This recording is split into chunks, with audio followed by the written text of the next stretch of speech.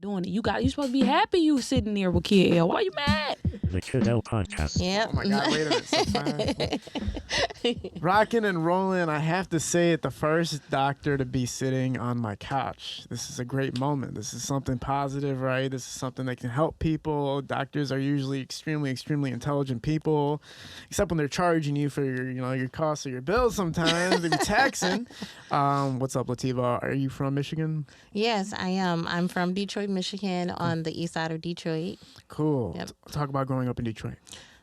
Growing up in Detroit was pretty hard, if you ask me, right? Because we were very limited to like no role models and things of that nature to look forward to outside of like the music industry.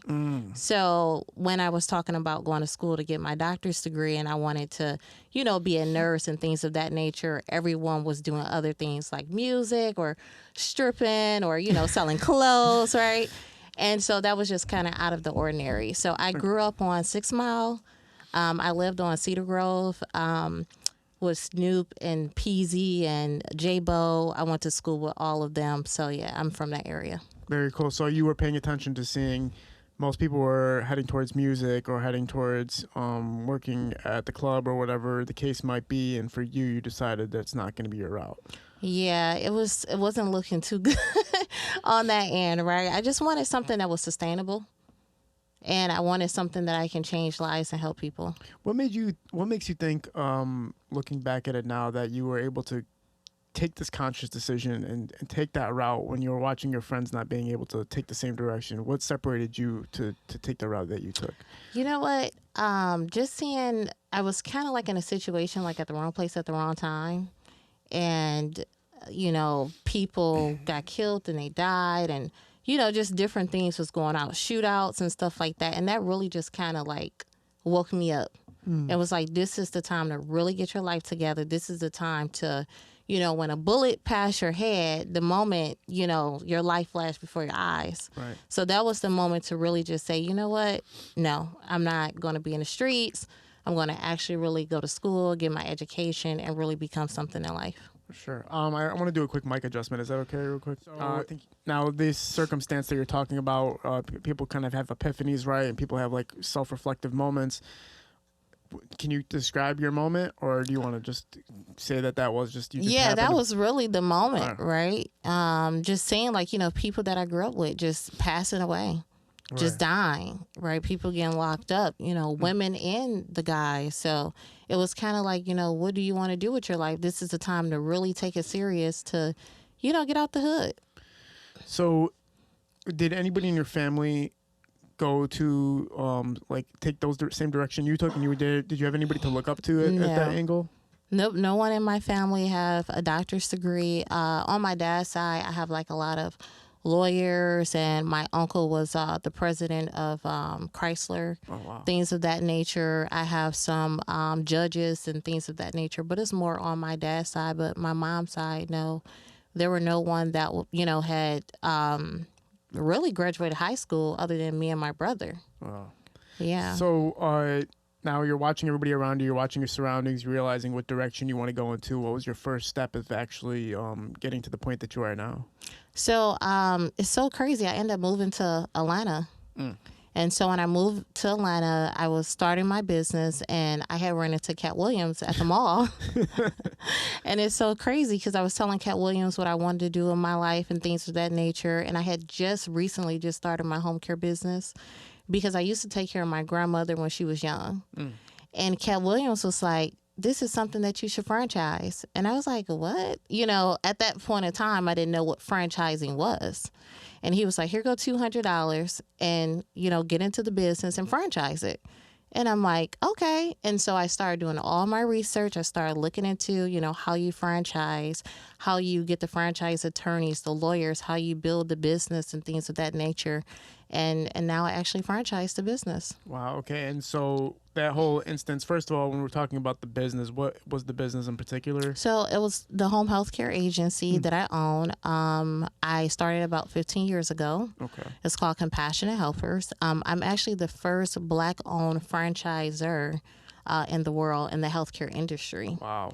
Yeah, and so when I started 15 years ago. I built the brand, I failed. I relearned from my mistakes. I went to school, got my doctor's degree in clinical nutrition. I have my RN degree.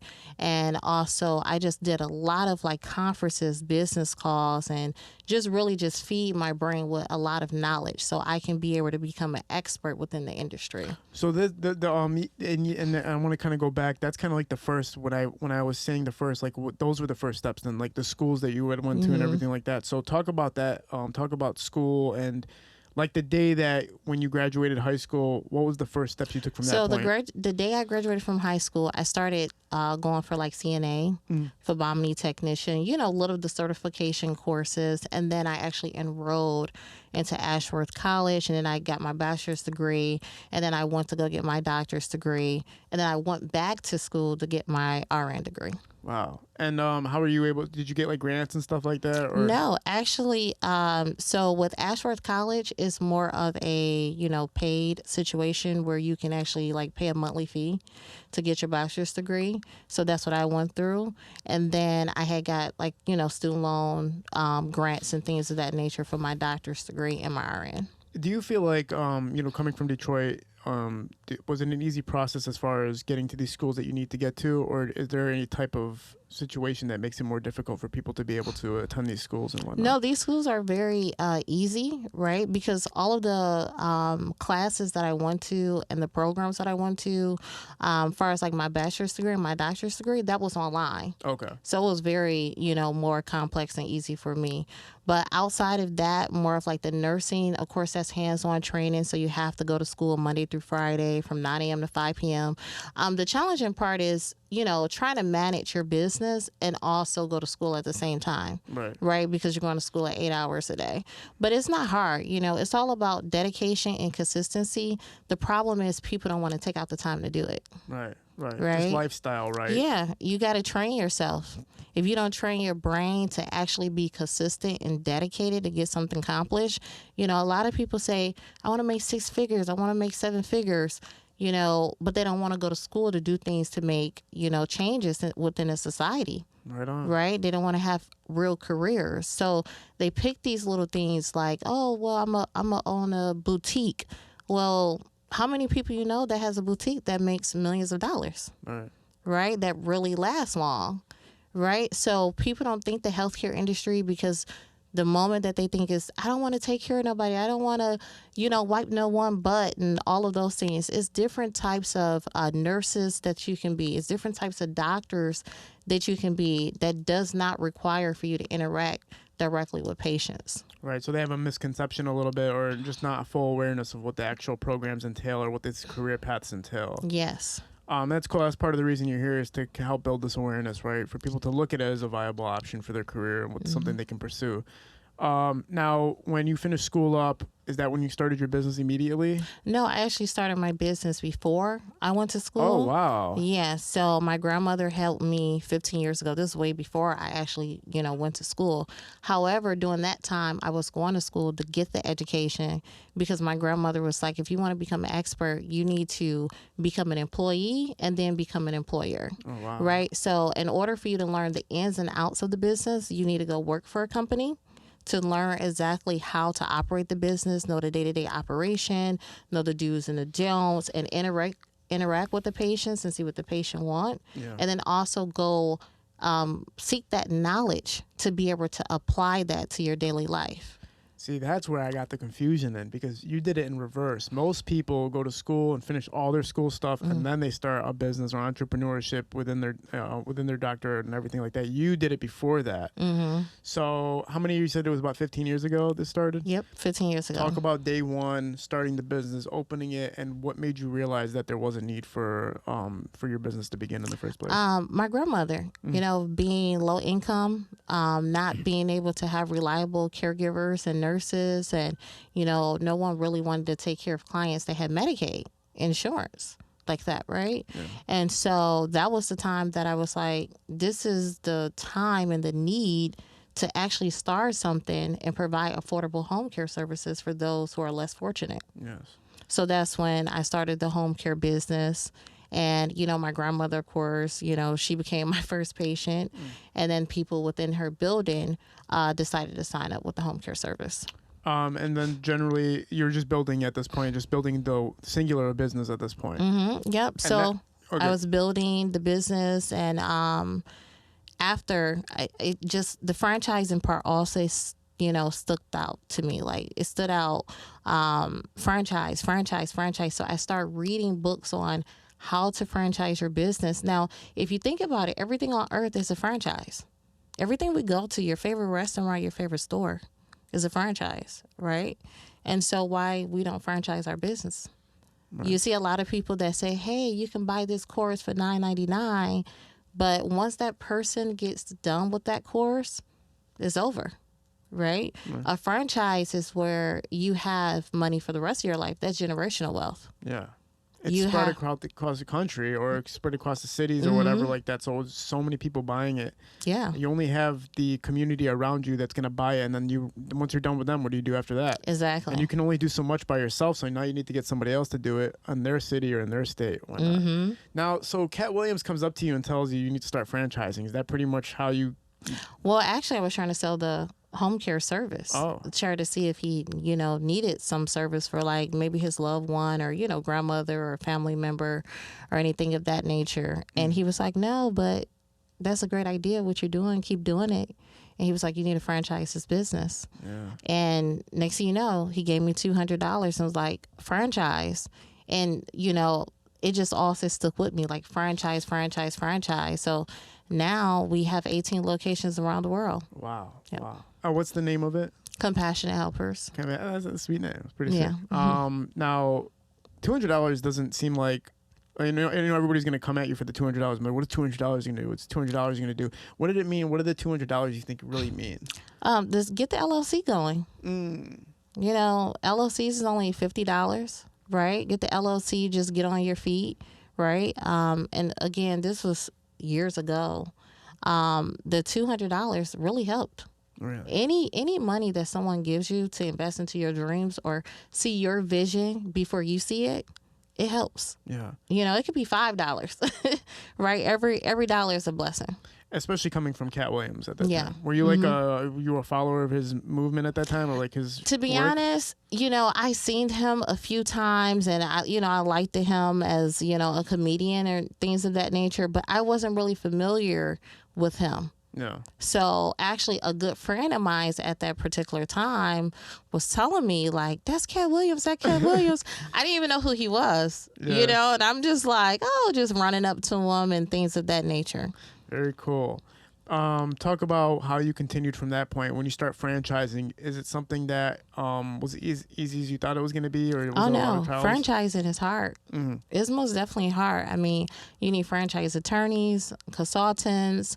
I'll tell you, I called 1,001 buyers that reached out to me that was interested in buying, and 1,001 after the calls. I was like, listen, if this next one don't pick up, I'm just like, I'm done. You're done with right? it. Because to franchise your business, that costs over 6 figures. Yeah, it costs money. You can't just start a big brand and just think that you can't, you have to put some money into it to see the results, right?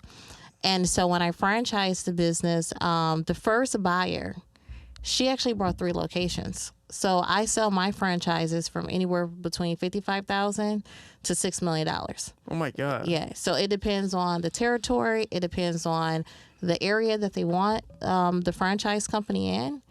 And so once I sold my first one, the next one was kind of easy. Wow.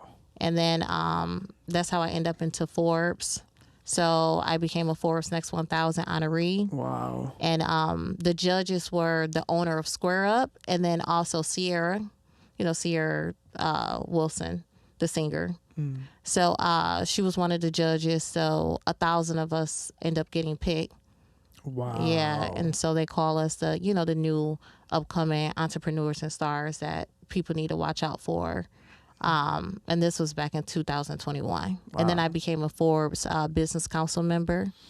And last year, 2023, I won the Entrepreneur Franchise Top 500. So a lot of people don't know what that is. That's where your biggest brands get their awards from, like McDonald's, Taco Bell. So they all get their awards from the entrepreneur getting into that 500 top. So I actually got in, and it was pretty awesome because I only been franchising for about 2 years. Yeah.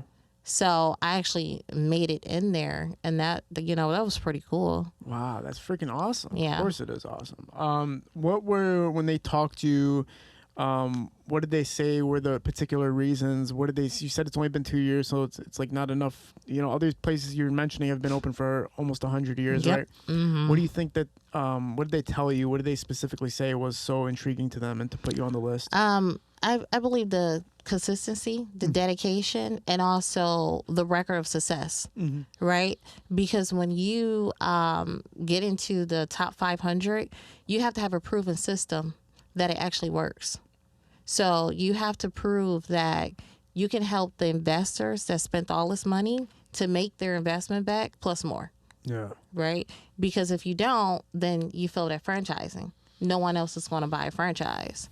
So just making sure that all of the franchisees became successful, showing up for them, their grand openings, making sure that they have their clients, their customer base, their systems to run properly, operation manuals, just everything they need in order to be successful. Yes. Now, majority of these investors who brought into Compassionate Helpers, they don't have any experience in the medical field, nor they have medical background, which is okay. That's why we're here, right? So we train and teach them on how to be successful and experts within the industry, and also we certify them. Wow. So you can come in with little to no knowledge and start a career with your franchise. Yes. Start a career with you guys, which is pretty cool. So talk about some of the benefits of this, and have you been seeing, where you've been seeing the most employment rate from? As far as cities individually, and what cities are you in right now? So right now I'm in Michigan, of course. So I'm in Grand Rapids, Battle Creek, Roseville, and Livonia. And then I am in Houston, Texas. I'm in DeSoto, Texas. I'm in Deltona, Florida. I'm in Tampa Bay, Florida, Georgia, Las Vegas, Delaware, Philadelphia, New Jersey. So yeah, we have locations all around the world. And as far as Detroit's concerned, is there awareness built for people to get employed from there? Like, are you getting majority of your employees from Detroit? So right now, I transitioned from being a home care owner to just a franchise owner. Okay. So all I do is just sell franchise. But my franchisees, they do all of the staffing. They employ all of the CNAs, the physical therapists, occupational therapists, and nurses. Right on. So they take care of who they're employing and whatnot. Yep. Mm-hmm. Okay. And so what I do is I just sell the platform on how to get them into business, make sure that they're successful. And then, I make my royalties off of each location every month. Very cool. And so, but you still do have to maintain them somewhat, right? Because they're holding the reputation of the business. Yep. So what we have is a field consultant. So that's her job as a field consultant. She goes out and makes sure that everyone is operating within standards, making sure everyone has their certification, making sure all of their licensing and credentialing is together. If we have like any complaints or concerns, we make sure those are handled within 48 hours. Okay. So it's very, very very strict. So you are allowed to just be the queen of the board, right? You need to just oversee everything, like you guys are doing things the right way. And so right now for you, you're just concerned about getting more people to subscribe to the franchise, like to more franchisees, right? So what's the best way? Obviously, doing podcasts, doing interviews, and everything like that is the best way to build awareness for this. But what have you seen as the best way to get these people to believe in it and to invest in it? More of like the franchise shows. Yeah. Right. Because your audience is going to be people who are retired, more people that, want to transition from their job to owning their own home health care agency. And so what we do is go through the franchise shows. We post a lot of ads on like Biz by Sales, Franchise Direct, Entrepreneur, all of those different things. And that's how we get our buyers. And so the business has grew tremendously. I mean, faster than what I could ever imagine. And John Highwood, I don't know if you're familiar with him, but he's the owner of Liberty Tex franchise. Oh, cool. He has 10,000 locations around the world. He ended up selling his business back in the day when he first started for over $134 million. And at that time, it was probably only worth like $200,000. Wow. Yeah, but he's a billionaire. So last year, he reached out to me. He flew me out there to the state of Virginia. And we had a business meeting and talked about partnership with him coming on to help Compassionate Helpers grow from the 18 locations to the 10,000 or 20,000 locations that he did Liberty Tex. And I'm also partnering up with Kevin Harrington, the original shark from Shark Tank. So what he does is he comes in and helps the franchisees with the business consulting, the marketing, just making sure that, everyone is getting the traffic that they need, the customer base, and making sure that their brand is, growing. Wow. So I have a lot of billionaires that's on my team. I'm getting a lot of buyout offers, of course, right? Because my competitor, she makes $500 million a month, which is the owner of Bright Star Home Care. Wow. And she has over 3,000 locations, right? So I'm just kind of like the small fish in the sea. And so everyone is trying to come and be a part of Compassionate Helpers because they see exactly where it's going and they know exactly how far it can go. Well, yeah, a lot of businesses look at that, right? Like the exit strategy, if it's worth it to do it or to continue to grow it to the point where it is. Now, as far as your investment into it, do you wish for that? Like, is an exit strategy something you actually want, or do you want to just be stuck to the business somewhere? Every business owner, if you're smart, you should have an exit strategy, right? Because it comes to the point where you can't be a boss of everything. Does that make sense? It's going to become bigger than you. And you're going to need outside people to help you grow nationally. Right. And so, I have a $3 million partnership deal that I just accepted. So, and that's for 10% stake of equity in my business. So, yeah. Very, very, very successful sounding, right? At the end of the day, success. Yeah. I like hearing successful stories like this. Do you think that going to Atlanta for that time that you went to Atlanta built a shift in your mind or anything like that? Did it give clarity to you or anything like that? It did, because I never realized that everything on earth is a franchise, right? I never realized like you can actually start a business and then there's going to be people that will buy into your company, because guess what? Everyone wants to follow someone that's successful. Everyone wants something already built for them. Right. No one wants to take out the time to figure out how to do this and do that. And so people like me, like franchisors like myself, we did all of that for you. We went to school. We gained that knowledge. We filled that business, right? We learned the ins and outs. So now we can come and share with you so you don't have to make that same mistake.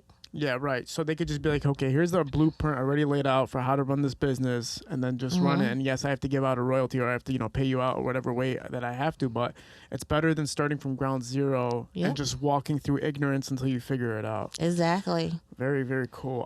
It's kind of, you said between 60,000 and 6 million to start a franchise from you. What's the discrepancies in the amount of cash needed to start one? So the cash needed is anywhere between 137,000 all the way up to 300 and something thousand. Okay. And it all depends on, like I said, as many as locations you want. A lot of like celebrities or like billionaires, when they come to me, they come for area developers.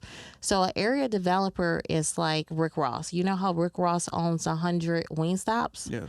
So Rick Ross is basically an area developer. He owns like the national rights to that specific area or that specific territory. And so when franchisees come in to buy the location, it goes up under Rick Ross. He doesn't have to worry about running 100 locations. He has franchisees up under him that runs all the locations. And then he gets all the royalties and the benefits off of all those locations. Talk about some people that you've been working with that, we have a majority of hip hop audience members that would be familiar to them, as far as people you've collaborated or worked on to help build this franchise.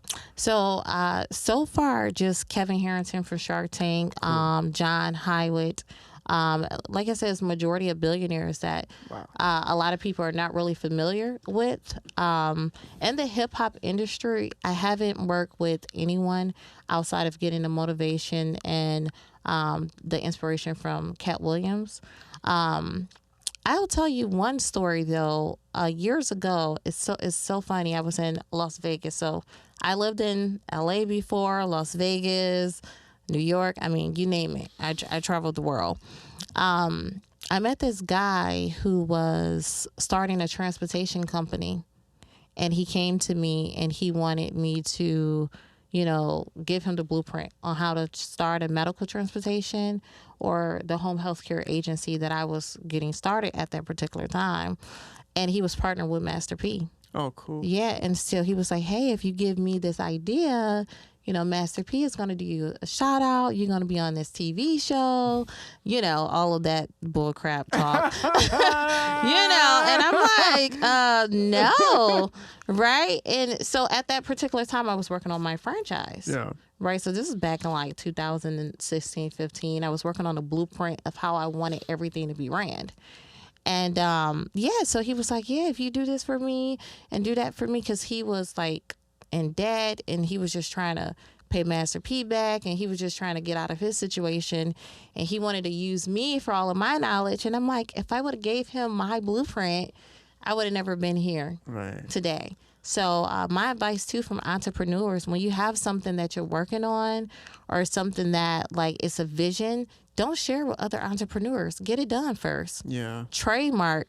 Yeah, right? we deal with that in the hip hop community. You can say an idea and literally I've done it before. I've seen my friends do it. They'll say an idea and then the next day somebody goes and does it. Yep. It's crazy. In business, it's like so, like the fact that you could lose a multi-million-dollar business by telling somebody your idea is insane. Yeah, I see it all the time, like just being in business, with different people and stuff like that. Like you'll go to someone that's a celebrity, you can go to someone that has the funds, has the resources, and you're like, hey, I'm trying to do this and I'm trying to do that. And then next thing you know, boom, they're doing it, right? Yeah. Another reason why home care is very lucrative, if you notice, Lamar Odom started his home care business. Right? You have Pusha T that just started a medical transportation company. I got to most definitely reach out to him so I can help him with getting some clientele that he can transport and stuff like that. But he started a medical transportation company that's, growing. So a lot of celebrities is getting into the healthcare industry because you got to think about it. Music is not going to last forever. There's going to be times where no one is going to listen to your music anymore. Then what do you have? Right? It sounds like a good investment. A lot of people invest in restaurants, but they don't realize the management involved in these restaurants. And like, there's so many different sides of it. I'm sure with this business too, there's a lot of different things you have to pay attention to. It's not just easy to operate. But as far as like, let's just say ease of starting and continuity, like how easy is it to run a business like this? Like if I was to buy a franchise from you, if I became a franchisee, how easy would it be to moderate and monitor this business? It's very easy because now we have the technology. So everything is work off a home care software program. Really? Right? So you're able to monitor your clients. You're able to make sure that your employees are clocking in and clocking out. It does the billing and everything for you. So you don't have to worry about doing the billing on yourself, right? You have these CPAs, these medical billers, just people who are a part of your business where you don't have to be sitting here trying to do it yourself. A lot of times people start up these businesses, they don't understand the rules and regulations, they don't have the proper licensing, they don't have the proper training, and the next thing you know, they're in trouble for all type of stuff. Right. And it jeopardizes the business enough for it to be shut down in some cases, I'm assuming? Yeah, so some business get shut down, some people can't even find clients. And the reason why is because you have people like myself, you have people like Bright Star Home Care and all of these other franchise companies where people trust the franchise companies more because they're a bigger brand than a mom and pop shop.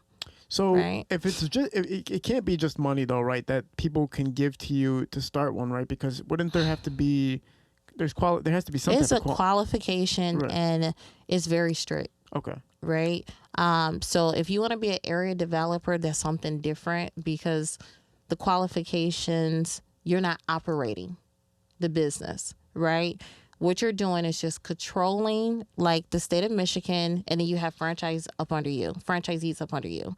So you don't have to kind of worry about going through like the strict background process. But when you are owner operator, you can't have like any misdemeanors. You can't have any felonies. You have to be strictly clean. And you also have to have proof of funds. Right on. You know, so there's a lot of things. Now, what we do is some people don't get qualified. They might have the proof of funds. They might have all of the credentialing, but they might not be a great fit for the franchise. So we also do an interview. We want to make sure that your mission and your values line up with ours, right? So we don't just want to sell franchises to anyone, because if that's the case, we'll be 300 locations. Yeah, that's the thing about it, right? Like you have to make sure that the people running it are, they're reliable, right? Mm-hmm. Reliable and passionate. Right. Right? Because you're Passionate. caring for other people's families. Right? It's not like a get rich quick scheme. There's going to be times that, you're going to want to give up. It's going to be frustration. We need people that's patient. We need people who love the business, not someone that's like, oh, I want to get into this healthcare industry for money.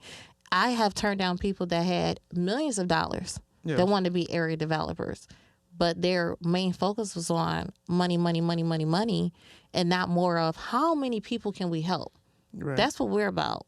How many lives we can save, how much frustration we can take off of families to turn this around and make this a well-known brand and make it reliable and affordable for all age groups. Because we don't just take care of seniors. Yeah, because inevitably you're defending the brand. Like you're making sure that the brand's reputation is that it's all time high at all times, right? If you get somebody involved in it that's just about the money and they're not paying attention to the clientele.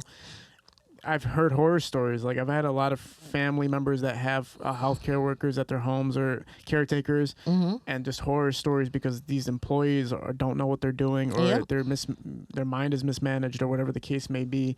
And we've seen it. Like we've seen how these things unfold on the internet, because you can actually see footage of tragic things happening with home nurses hurting the clients and all these types of things. So making sure you have the right, you have the right people around you is super important. What's the percentage, do you think, of people getting accepted? Like as far as your own acceptance rate, do you think it's a low acceptance rate for franchisees, or? It is, because a lot of people don't qualify when it comes down to the income requirements. Wow. Right? But we are SBA approved, so if you can get an SBA grant, then we can, accept you if you meet all of the requirements.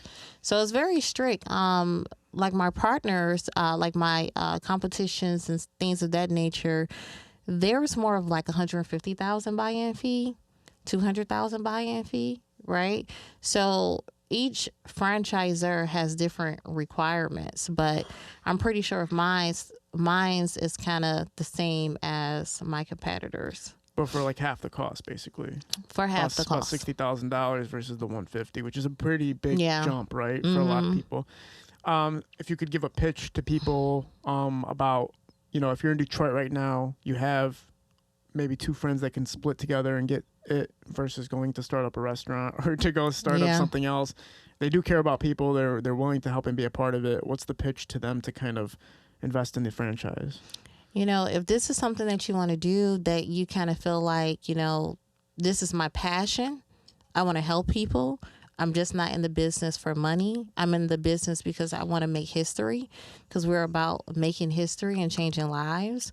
Then, get with a couple of friends, come up with the funds, turn in your resumes, make sure that your backgrounds are together and strictly, clean, and your resume is on point.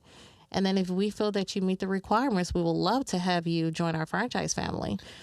Very cool. Yeah. talk about for your own personal self. What's been the most notable moment for you in this career path that you've taken and this entrepreneurship you've taken? The most notable moment is changing lives. Like having people say, hey, you actually really changed my life when I brought into this business, right? I'm able to do things for my family. I'm able to take care of my own family. I don't have to sign up my own family with someone else's home care business. I can sign up my family up under my company and make sure that they're getting the proper care. And then also being able to reap the benefits of doing something that you love, making the income, being able to take care of things, right, that you probably would have never have done sooner than, expected. So just things of that nature, clients, family members saying, hey, thank you for taking care of my loved one, or thank you, for being there. So that's more of the memorable moments. And another one was, really getting the recognitions from the billionaires, because I really believe that when you start getting billionaires to reach out to you, they see you because they believe you're going to be the next billionaire too. Right? Because billionaires don't reach out to anyone, and they don't just partner with anyone, right? They see the vision, they see your greatness before you. So just getting recognition from the people in the franchise industry, that are owners of these big corporations that really I was in your shoes at once. Yeah. Right? I can teach you something. I can guide you. I can support you. Just having that. And especially Kevin Harrington, the original shark from Shark Tank. I mean, he's just been amazing with the consulting services, right? I mean, if you look at his net worth, it's $500 million. Yeah. Right? He did like $6 billion at one business. Right? Yeah. So just the support of him and his son and, his family alone to say, hey, Lativah, I see what you're doing and I want to come along and help you, right? Because it's very hard, especially when you are a minority, right? It's very hard to get these resources.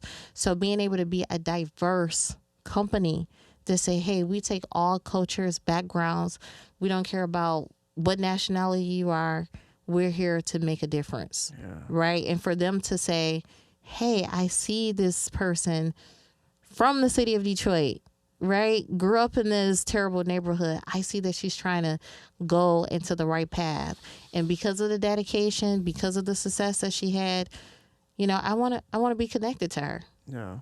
So. Because it's inspiring, right, at the end of the day. Yes. Coming from where you come from and hearing, like you said, everybody take these different paths and these paths leading to, dead ends basically, or, loss of life, or in many cases, prison, whatever the case may be, and all these, sad endings or sad continuous lives for people, then it's like avoid that at all costs. Even, it doesn't even have to be Detroit, but I mean, that is, you do see a lot of rappers and artists and all that succumbing to those unfortunate demises. But even outside of that, though, just like people in general, taking a life decision to be like, you know what, let me take control of my life. Like, my friends might be doing this, might be doing that, might be doing this, but I'm gonna actually pick a proper path, so I can build my own wealth and build a future for myself. And this is giving opportunity to it, and your story gives people the inspiration to be willing to try that out.